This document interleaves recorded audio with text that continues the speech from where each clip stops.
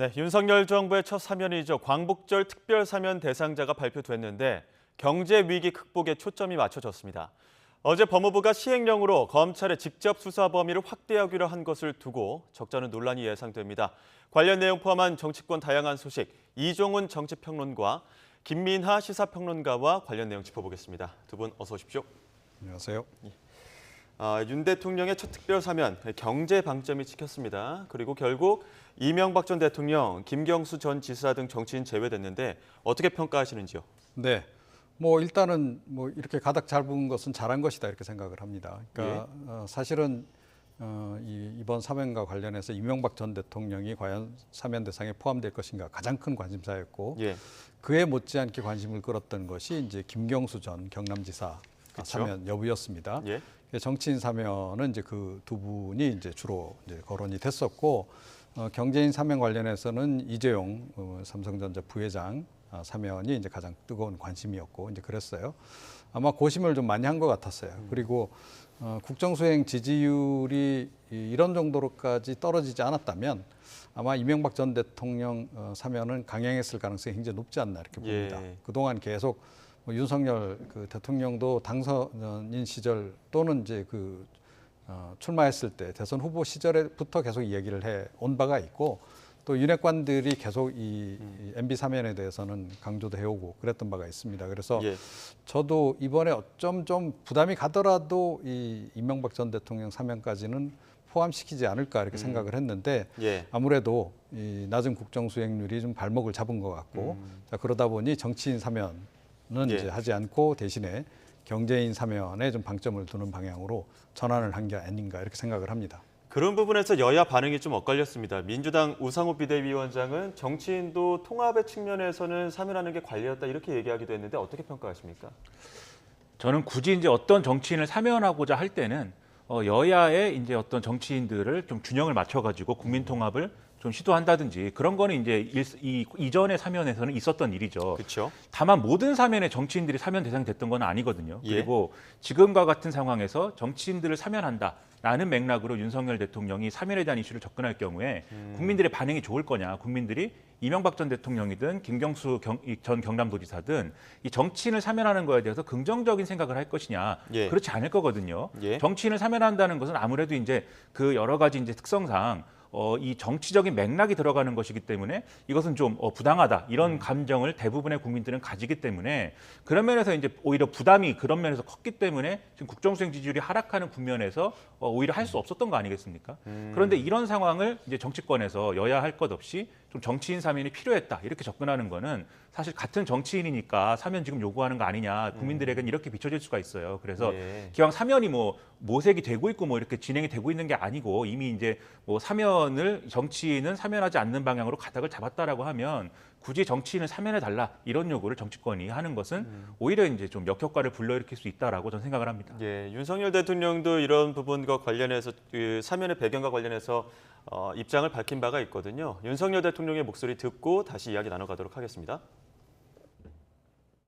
이번 사면은 무엇보다 민생과 경제 회복에 중점을 뒀다는 점 말씀드리고, 전 세계적으로 이런 경제의 불안과 이런 변동성이 확대되고 있기 때문에 제일 중요한 것이 민생이고, 또 민생이라는 것은 정부도 챙겨야 되지만 경제가 또 활발히 돌아갈 때 거기에서 또 숨통이 트이는 것이기 때문에 거기에 방점을 둔 것입니다. 두 분 모두 낮은 지지율 때문에라도 정치인 사면은 좀 어렵지 않았을까라는 측면을 얘기를 해주셨는데, 홍준표 대구시장은 감흥 없는 밋밋한 실무형 사면이다 또 이렇게 지적을 하면서 오히려 정치인 사면이 좋은 반전의 기회가 됐을 듯한데 안타깝다 이렇게 얘기를 했거든요. 이 부분 어떻게 해석해 볼 수 있을까요? 글쎄요, 그건 해석하기 나름이 아닌가 이렇게 생각하는데, 그럼 지금 현재 시점에서 정치인은 꼭 그럼 사면해야 될 그런 절대적인 필요성이 존재하느냐는 거죠. 저는 그럴 이유가 별로 없다라고 저는 생각을 해요. 그러니까 오히려 민생 사범들을 대거 특별 사면한다 그러면 보통은 이제 임기 초반에 그렇게 많이 하는데 예. 그런 걸 통해서 국민 대통합을 좀 이제 이뤄내고 뭐 그런 이제 의미는 좀 부여할 수가 있는데 예. 그러니까 이 홍 시장이 이야기하는 그 감흥이라고 하는 것이 과연 무엇을 이야기하는지 잘 모르겠어요. 예. 제가 보건대는 뭐 역시 이명박 전 대통령 사면을 좀 의식한 발언이 아닌가. 그게 이제 빠진 부분에 대해서 예. 어찌됐건 지금 본인은 국민의힘의 핵심 지지층들이 모여 있는 TK 지역에서 시장을 하고 계시는 분이고 향후에 본인 뭐 차기 대선에 나오더라도 TK 지역을 기반으로 할 수밖에 없지 않겠습니까? 예. 자, 그래서 다분히 이제 이명박 전 대통령을 의식한 발언을 지금 내놓은 거다. 그렇게 지금 해석할 수밖에 없을 것 같습니다. 예, 지역적 기반의 어떤 배경을 둔 발언이다 이렇게 판단하셨는데 어떻게 평가하십니까? 지역적 기반으로 이제 볼 수도 있겠고요. 그리고 또 홍준표 시장의 경우에는 이명박 전 대통령하고 가까운 관계지 않습니까? 과거부터. 그렇기 때문에 이제 지지자들이 볼 때는 이런 상황에서 홍준표 시장이 오히려 말을 아끼면서 이명박 전 대통령이 사면 대상이 되지 않은 거에 대해서 뭐 외면하고 있다든지 모른 척하고 있다든지 오히려 이런 그림이 되면 별로 안 좋은 거죠. 홍준표 시장 입장에서는. 그렇기 때문에 좀 더 적극적으로 지금 목소리를 내고 있는 게 아닌가 싶은데요. 예. 다만 이제 이게 일종의 좀 승부수를 던질 만한 또는 선택의 문제일 수도 있었다라는 거는 어떤 정치공학적인 시선에서는 좀 해볼 만한 생각일 수도 있겠다라는 그런 느낌은 듭니다. 무슨 얘기냐면 이명박 전 대통령의 사면 여론이라는 것은 거기에 동조하는 어떤 여론조사상의 어떤 그런 건 확인이 안 돼요. 별로 이명박 전 대통령의 사면을 국민들은 원하지 않고 있는데 누가 원하냐면 정치인들이 원하는 거지 않습니까? 이명박 정권 때 여러 가지 역할을 했던 사람들, 은혜를 입었던 사람들 이런 분들이 원하는 건데 그리고 이제 전직 대통령을 사면해 주는 것도 어렵지만 이 전직 대통령이 감옥에서 계속 지내야만 하고 그 감옥에서 정말 계속해서 뭐 이렇게 나이가 많이 들어가는 그런 상황에 놓이는 그것도 이제 이 리스크거든요. 예. 그렇다고 하면 어쨌든 사면의 필요성이 있다고 할 때 오히려 지지율이 낮을 때 사면을 하는 게 그러니까 더 내려갈 게 없는 시점에 사면을 하는 게 차라리 낫지 않냐 이런 얘기도 지금 홍준표 시장을 하고 있는 거예요. 예. 그래서 그렇게 볼 수도 있겠는데 하지만 그 결과에 있어서는 그게 이제 바람직한 방식의 어떤 국정 운영은 그것도 아닐 것이다라는 생각이 들어서 예. 홍준표 시장 같은 주장도 할 수 있겠지만 뭐 결과적으로는 바람직하지 않다고 저는 생각합니다. 예. 주제를 좀 바꿔서요. 이른바 검수완박법 시행 지금 한 달 앞두고 법무부가 이 법안의 취지를 사실상 무력화하는 시행령 개정안 발표했습니다. 검수완박 법안에 대응하는 검수원복 시행령이다 이런 이야기까지 나오는데 이 부분에 대해서는 이종훈 평론가 어떻게 평가하십니까? 네. 그런데 전 불가피한 선택이었다라고 생각을 해요. 불가피하다. 네, 예. 두 가지 측면이 있습니다. 우선 윤석열 정부를 왜 국민들이 탄생시켰냐 하는 거죠. 예. 검찰총장 하는 분을 갑자기 정치권으로 끌어들여서 대선 후보로 올리고 대통령까지 만들어줬습니다. 예. 왜 그랬냐 하는 거죠. 국민들은 문재인 정부 시절에 권력형 비리 수사가 제대로 진행되지 않은 것에 대해서 굉장히 불만이 많은 겁니다. 그걸 어떻게든 해내라 예. 하는 이제 어떻게 보면 국민적 명령이 한쪽에 있는 거죠. 그런데 아시다시피 국민의힘의 이제 그런 방향성과 달리 더불어민주당이 이 검수완박 입법을 통해서 이거를 사실상 무력화시켜 버렸단 말이에요. 예. 그러니까 검찰이 권력형 비리 수사하는 것을 하지 못하도록 방지하는 조치를 취한 거죠. 자, 그러니 윤석열 정부 입장에서는 어떻게 보면 본인들의 정권의 정체성이기도 해요. 이 문제는. 예. 자, 그래서 어찌됐건 이 권력형 비리 수사를 계속 해야 되는 겁니다. 자, 그러니 저쪽이 이제 반칙을 하니 이쪽도 어쩔 수 없이 어느 정도는 반칙을 해서라도 이 일을 지금 진행을 시켜야 되겠다라고 하는 그런 예. 불가피성이 하나 이제 존재하는 거고요. 예. 그다음에 또 다른 이제 측면에서 불가피했던 부분은 뭐냐 하면 지금 이제 10일 다음 달 10일이면 이제 지금 검찰청법이라든가 형사소송법 개정안이 시행에 들어가게 됩니다. 자, 그러면 6대 범죄 중대범죄 수사 중에서 4개가 일단 경찰로 넘어가요. 예. 2개만 남습니다. 자, 그런데 지금 국가수사본부가 지금 4개 중대범죄를 지금 인계받아서 수사를 할 만한 역량이 지금 제대로 돼 있느냐는 거죠. 국민들이 그 부분 굉장히 우려를 지금 많이 하고 있어요. 실제로도 경찰 내부 쪽의 얘기를 들어봐도 아직까지 준비가 좀 안 돼 있는 거예요. 국가수사본부의 역량 부분에 예. 관련해서. 그래서 아직까지는 중대범죄 수사를 인계받아서 제대로 수행할 만한 역량이 지금 안 돼 있는 상태에서 예. 이게 덜컥 이제 형식적으로만 이관이 됐을 경우에 수사 공백 상황이 나타나게 되는 겁니다. 예. 이미 그런 현상들이 좀 빚어지고 있어요. 그래서 그 부분을 어찌됐건 이제 중대범죄수사청이 향후에 만들어질 텐데 그때까지 그 공백 부분을 메워야 되는 이제 부분이 또 있습니다. 그래서 제가 보건대는 이번 시행령은 어떻게 보면 좀 한시적인 그 조치라고 저는 봐요. 그래서 결국은 이제 법안을 개정을 해서 이제 다시 이제 조정을 할 거다라고 보는데 지금 현재로서는 검수완박 입법을 피해가면서 이 수사 공백을 막는 불가피한 그런 그 측면이 좀 강한 그런 시행령이 아닌가 저는 그렇게 생각합니다. 그러니까 불가피한 변칙에 대응하는 불가피한 또 변칙으로서 이번 뭐 시행령이 나왔다 이런 말씀도 어느 정도 해주셨는데 그런 측면에서 본다면은 이 부패 범죄, 경제 범죄 등 대통령령으로 정하는 중요 범죄 이 문구에서 등으로 할 것이냐 중으로 할 것이냐 이 부분에서 해석상의 여지가 있는 거 아닙니까? 그게 이제 처음에 이제 법안을 만들 때도 그 문제가 제기가 돼서 국회에서 좀 논란이 됐는데요. 그래서 원래 이제 민주당이 제기했던 초안은 이제 중으로 돼 있었는데 그쵸. 그걸 등으로 바꿔서 그 등에 이제 여러 가지를 넣을 수 있으니까 검찰이 수사할 수 있는 범위가 임의적으로 여러 가지로 확대되는 거 아니냐 이런 우려가 있었습니다.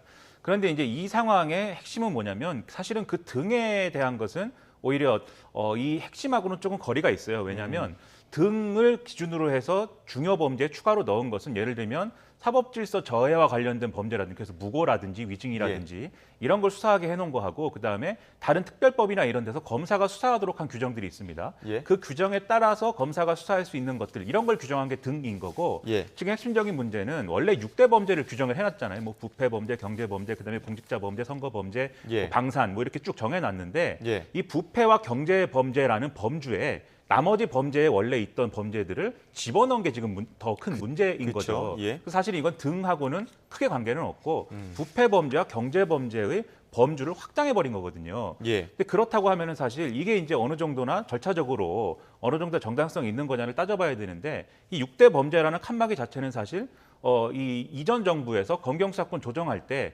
검찰하고 경찰의 의견을 종합을 해서 범죄는 이렇게 분류할 수 있겠다라고 정한 겁니다. 그러면 지금 이 범죄들의 성격이 달라지거나 또는 범죄의 기본적인 양상이 달라진 것도 아닌데 이것을 부패 경제 범죄의 범주를 이러한 명확한 이유 없이 그냥 시행령으로 늘려버린 것은 이게 모법과의 충돌이나 이런 것하고도 문제가 되지만 결국은 이게 임의적인 그러한 시행령 통치가 아니냐라는 비판을 야기할 수밖에 없는 거거든요.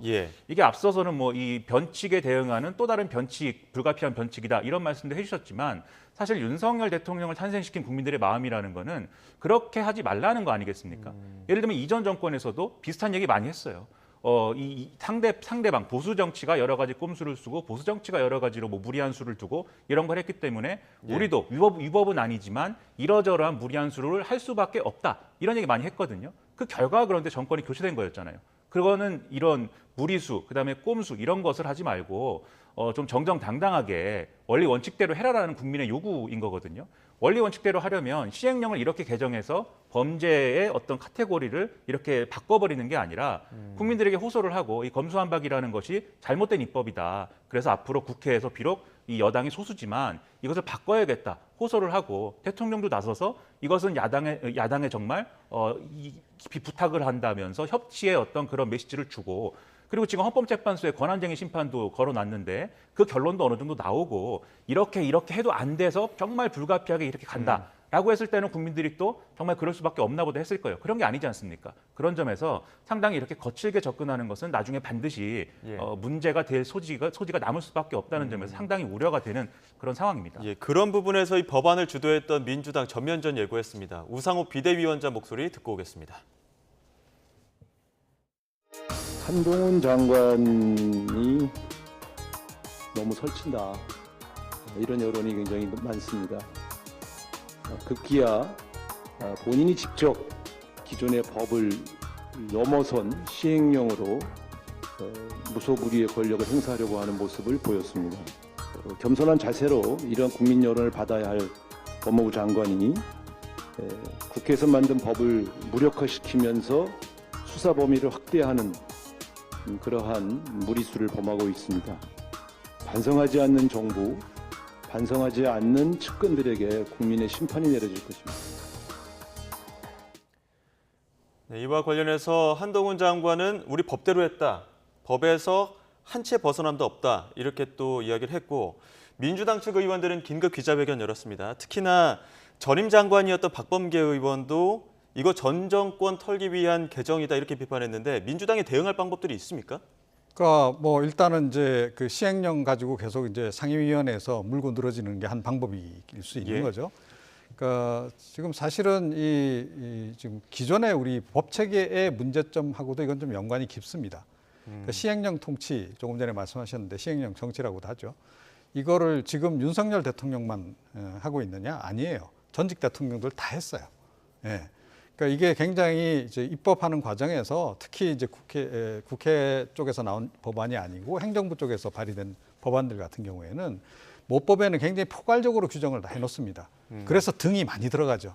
예. 그래놓고 본인들 시행령 만드는 과정에서 시행규칙 만드는 과정에서 본인들이 이제 주물떡주물떡 본인들이 관리하기 편하게 이렇게 지금 되어 있는 법률이 지금 한두 개가 아니에요. 거의 대부분이 그렇다라고 보시면 돼요. 자, 이제 그런 상태에서 이 법안이 지금 이번 시행령만 가지고 과연 문제를 삼을 수 있느냐 이제 하는 게 또 하나 있고요. 그다음에 이제 검수완박 입법을 강행했던 그것도 사실은 무리수였다라고 저는 보는데 예. 어찌 됐건 그런 전과가 좀 있는 겁니다. 그래서 그 민주당이 지금 주장이라고 하는 것이 100% 이게 좀 진정성이 있게 받아들여지지 않는다는 거예요. 국민들이 보기에는. 역시 권력형 비리 그 수사를 피하기 위해서 이 사람들이 계속 이런 얘기를 하는구나라고 국민들은 받아들일 거예요. 그러니까 예를 들어 뭐 저 같은 전문가가 저런 얘기를 할 수는 있어요. 예, 좀 상당히 무리수를 둔다. 뭐 시행령에도 좀 문제가 있다. 이런 지적을 하는 것과 민주당이 그런 지적을 하는 거는 좀 국민들이 느끼는 감이 다르다. 그래서 이걸 과도하게 정치 공세로 끌고 가봤자 별로 도움은 안 될 것이다. 저는 예. 그렇게 생각을 합니다. 혹시 반론할 내용 있습니까? 뭐 반론이라기보다는 아마도 민주당이 그 얘기를 다시 할 것 같아요. 뭐냐면 시행령이 모법과 이제 충돌하거나 이런 경우에 지금은 이제 그 시행령에 대해서 국회가 정부의 의견을 구해서 검토 의견을 내달라고 하고 그거에 대한 답변을 받아서 이후에 이제 그 얘기를 할 수 있는 그 절차는 규정이 되어 있는데 사실 구속력이 그렇게 강하다고 볼 수는 없습니다. 그래서 민주당 일각에서 하는 얘기는 시행령이 충돌한다거나 이런 것들이 확실히 됐을 때는 그 시행령을 자체적으로 국회가 손을 댈 수 있도록 하는 데까지도 국회법을 개정하자 이 얘기를 지금 꺼내놓은 상황인데 예. 논란이 좀 있거든요. 그래서 추진하기 좀 어려운 상황이긴 합니다만 예. 이런 상황이 계속되면 아마 민주당은 그 카드에 이제 손을 댈 수밖에 없을 거고 그 상황으로 갈 수밖에 없겠죠. 근데 그런 것들이 과연 이 윤석열 정부 입장에서는 좋은 것인가? 좋을 거는 없는 거죠. 그래서 같이 좀 힘을 모아서 이 시행령 통치라고 지금 말씀하신 그런 폐단들을 안 할 수 있도록 하는 방향으로 같이 가는 게 중요한 건데 예. 어느 쪽도 그럴 의지는 없어 보이는 상황이어서 상당히 우려가 많이 됩니다. 예, 주제를 조금 더 바꿔서 국민의힘 비대위 체제로 전환 뒤에 지금 첫 공식 일정에서 대형 논란, 뭐 망언이라는 얘기 많이 나오고 있는데 김성원 의원이 자원봉사 현장에서 부적절한 발언을 했습니다. 이와 관련해서 고개를 숙였는데 김성원 의원의 대국민 사과 듣고 다시 두 분 의견 듣도록 하겠습니다. 죄송합니다. 정말 죄송합니다. 저 자신이 너무나 부끄럽고 참담한 심정입니다. 다시 한번 무릎 꿇고 사죄드립니다. 수해로 피해 입은 분들을 위로해 드리지는 못하고 오히려 심려를 끼쳤습니다. 저의 경솔한 말로 인해 상처를 받고 또 분노를 느꼈을 국민들께 평생을 반성하고 속죄하겠습니다. 저는 수해 복구가 완료될 때까지 수해 현장에서 함께하겠습니다. 네, 김성원 의원 예결위 관사직 내려놨고 주호영 비대위원장은 윤리위 징계 회부하겠다 이렇게 예고한 상황입니다. 어느 정도 선까지 가야 된다고 보십니까? 말 한마디로 천냥빚을 갚는다 이런 얘기도 있는데요. 정치인은 반대로 말 한마디로 정치 인생이 끝날 수도 있는 그런 직업 아니겠습니까? 그렇죠. 그런 상황에서 이런 말을 했다는 것은 국민들에게 용서받기 상당히 어려운 일이에요. 그리고 이제 지금 뭐 사과를 몇 차례에 걸쳐서 하고 했습니다만 무방비 상태에서 나온 속마음하고 예. 이렇게 다 정해져서 카메라가 있는 장소에서 사과를 하는 거하고 국민들이 보기에 뭐가 진심으로 보이겠습니까? 그런 점에서 보면은 국민의힘에서 지금 윤리위에서 회부해가지고 징계를 한다라는 취지로 얘기를 하고 있는데 상당한 수준의 이제 징계를 할 수 있어야 그래야 이제 국민적인 신뢰를 다시 얻을 수 있다고 생각을 합니다. 특히 이준석 대표 건과 관련돼서는 이게 뭐 수사기관의 결론이 나거나 그렇지도 않은 상황에서 어쨌든지 간에 그런 의혹이 제기됐다는 것만으로도 중징계를 이제 한 것이잖아요. 그런 전례에 비춰보면은 이렇게 국민들을 크게 실망시키고 특히 주호영 비대위 입장에서 지금 상당히 중요하거든요. 이 예. 상황이. 예. 이준석 대표를 사실상 밀어내고 이제 비대위가 들어선 상황인데 정말 안정감 있는 모습을 보여주고 이 당이 변화할 수 있다라는 것을 보여주지 않으면 이 비대위의 정당성이 상당히 흔들릴 건데 이게 지금 바로 이 김성원 의원의 망언 때문에 예. 앞으로 주호영 비대위가 잘 갈 수 있을 거냐라는 이런 의문이 시작부터 지금 불거져 있는 상황이에요. 단칼에 자르고 가야 이게 좀 수습이 될 거라고 본다는 점에서는 예. 윤리위에서 강한 판단이 있어야 될 걸로 보입니다. 그런 의문에 의문을 더한 게 주호영 비대위원장의 태도나 발언들도 조금 문제가 되고 있거든요. 어떻게 보셨습니까? 네, 뭐 좀 장난기가 있어서 그랬다는 식의 예, 발언. 그런 취지의 발언 때문에 좀 문제가 이게 됐죠. 이제 차후에 해명하는 과정에서 더 논란을 좀 유발한 그런 그 상황인데요. 제가 개인적으로 주목해서 보는 장면은 조금 전에 이제 화면에 좀 나왔습니다만 김성원 의원이 저 발언을 할 때 권성동 원내대표가 곁에 있었다는 거예요. 그리고 그 직전에 지금 화면에 나오고 있습니다만 주호영 신임 비대위원장이 말 조심해라를 예. 그날 몇 차례에 걸쳐서 당부를 했어요. 그 직후에 이제 이런 이제 사건이 이제 불거진 건데 이게 사실은 지금 국민의힘의 실제 권력 구도를 잘 보여준다라고 저는 봐요. 주호영 비대위원장은 실제로 실권이 없고 예. 실권은 여전히 권성동 원내대표가 가지고 있고 자 그래서 권성동 원내대표에게 듣기 좋은 얘기를 한 거죠 이게. 형님 지금 우리 사진 찍으러 왔는데 이거 좀 이렇게 해서 화면 잘 나오려면 비도 좀 내리고 그래야 되지 않겠습니까? 저는 그런 분위기가 딱 읽혀요. 그래서 이게 문제라는 겁니다. 그래서 비대위로 전환을 했다라고 하지만 여전히 윤핵관 비대위인 상태인 거고 예. 국민의힘은 하나도 변한 게 없다. 내부 예. 분위기나 그런 게 반영돼서 이런 장면이 연출이 됐다라고 하는 점을 우리가 눈여겨봐야 된다라고 생각해요. 이런 국민의힘의 내부 상황을 어떻게 보면 비유한 걸까요? 이준석 대표가 지금 본인의 SNS를 통해서 의미심장한 글을 올리기도 했는데 사진도 한 장 올렸습니다. 띄워주시면 사진과 함께 설명을 드리도록 하겠습니다. 네, 쌓는 건 2년인데 무너지는 건 2주다라고 하면서 사진 올렸습니다. 지금 무너져가는 건물에 우리 식당 정상 영업합니다. 이렇게 현수막이 걸려 있는데 이 게시글은 어떻게 해석해 볼 수 있을까요? 뭐 쓴 거 그대로겠죠. 저 이제 그림을 보면은 식당은 무너졌는데 예. 정상 영업을 하고 있다라고 지금 주장을 하는 거지 않습니까? 예. 그러니까는 이제 이준석 대표가 볼 때는 본인이 이렇게 대표직을 잃게 되고 밀려남으로써 당이 이렇게 무너졌는데 비대위가 정상 영업하고 있다라고 내건 것이나 다름이 없다라는 예. 것이고 당이 무너졌다는 걸 보여주는 게 이 김성원 의원의 망언 같은 거다 지금 이렇게 얘기를 하고 있는 거잖아요. 예. 그리고 2년이라고 했는데 이게 이준석 대표가 뭐 대표를 한 지가 뭐 2년이 된 건 아니지만 이 지난 총선에 패배한 이후에 김종인 비대위 기간까지 합치면은 사실 얼추 2년 되지 않습니까? 예. 그러니까 김종인 비대위 이후에, 그러니까 그 총선의 패배 이전과 총선 패배 이후에 이 국민의힘의 상황들을 이제 잘 보면은 국민의힘이 김종인 비대위서부터 뭔가 이전과는 달라지려고 하는 모습을 많이 보인 거잖아요. 그런 노력을 여러 가지로 한 거지 않습니까? 예. 이준석 대표는 자기가 그걸 이어서 하고 있었다라고 지금 주장을 하는 거죠. 그런데 그런 것들이 자기가 밀려남으로써 이제 끝난 거다. 이제는 당이 옛날로 돌아가는 것이다. 이 주장을 사실상 했다. 그리고 그것을 사진으로 이제 주장을 했다라고 해석을 해야 되는 거죠. 예, 마지막으로 민주당 이야기 짧게 두 분께 여쭙겠습니다. 지금 민주당 전당대회 흥행도 빨간불인데 당원 80조 개정 논란까지 발목 잡고 있는 상황입니다. 근데 이제 당원 80조 개정 가지고 개파 간 갈등까지 불거지고 있고 확전되는 양상이다 이렇게 얘기하고 있는데 이 부분은 어떻게 바라보고 계십니까? 저는 이걸 가지고 왜 이렇게 이게 이 뜨거운 감자가 되고 있는지 잘 이해가 가지 않습니다. 그러니까 이런 조항 같은 경우에는 결국 기소가 됐을 때 이런 이 당내의 어떤 직무나 이런 것들을 상실할 수 있다라는 취지인 건데 예. 이게 또 같은 이제 이 당원 당규를 잘 보면은 예. 이게 일종의 정치 탄압이나 이런 거일 경우에는 그렇게 징계를 다시 취소할 수 있는 그런 수단들이 있거든요. 예. 만약에 정치 탄압이 명백하다고 하면은 그런 수단을 동원해 가지고 이 징계를 물리면 되는 것인데 예. 그러한 방법을 외면하고 지금 이 주장을 한다는 것은 예. 결국은 이거는 검찰의 기소나 뭐 이런 거에 가지고 얘기하는 게 아니라 결국은 당내에 다른 세력을 지금 못 믿는 거죠. 예. 그게 핵심이고 여기서 더 제가 좀 우려스러운 것은 이재명 의원이 여기에 대해서 직접적인 얘기를 했거든요. 이 조항이 검찰의 어떤 정치 탄압에 어떤 길을 열어주는 조항이다라고 얘기를 했기 때문에 더더욱이 논란을 되돌리기 어려운 상황이 된 건데 예. 이렇게 가면은 과연 이재명 대표가 탄생을 했을 때 뭐 통합이라 설득이라든가 이런 것들이 되겠습니까? 결국은 내부를 못 믿어서 생기는 이런 논란인데 저는 이게 상당히 민주당을 더 어렵게 만드는 그런 예. 논란이 될 거라고 생각을 합니다. 예, 우상호 비대위원장도 이거 단순히 이재명 의원만 가지고 하는 게 아니다. 언제든 야당 의원들 탄압의 대상이 될 수 있다. 이렇게 얘기를 또 하면서 어떻게 보면 힘을 실었거든요. 어떻게 보십니까? 전 좀 잘못된 방향으로 가는 것 같아요. 예? 그러니까 이게 뭐 당원을 바꿀 때 꼭 필요하면 당이 위기 상황이다 이러면 바꿀 필요가 있죠. 이번에 국민의힘이 했듯이. 그러니까 그럼에도 불구하고 이번에 이걸 꼭 개정해야 될 특별한 이유가 과연 있느냐 하는 거예요. 그런데 제가 보건대는 없어요. 그리고 이게 결과적으로 이재명 의원을 도와주는 거냐 또 궁극적으로 더불어민주당의 보탬이 되는 것이냐 아니다라는 거죠. 그러니까 너무나 의도가 분명하게 보이기 때문에 결국 예.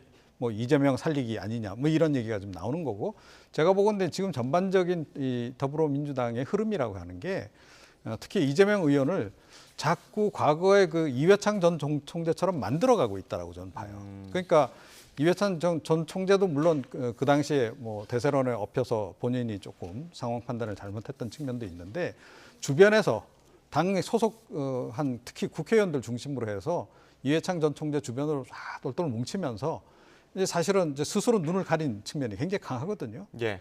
그런데 지금 더불어민주당이 그런 상황으로 지금 가고 있는 게 아닌가. 좀 그런 개인적인 우려를 좀 하고 있습니다. 예, 뭐 최종 결론은 16일 전체위에서 뭐 정리가 좀 될 거라고 하니까 다음 주에 결과도 한번 지켜보도록 하겠습니다. 지금까지 이종훈 정치평론가 그리고 김민하 시사평론가와 전국 상황 짚어봤습니다. 오늘 말씀 고맙습니다.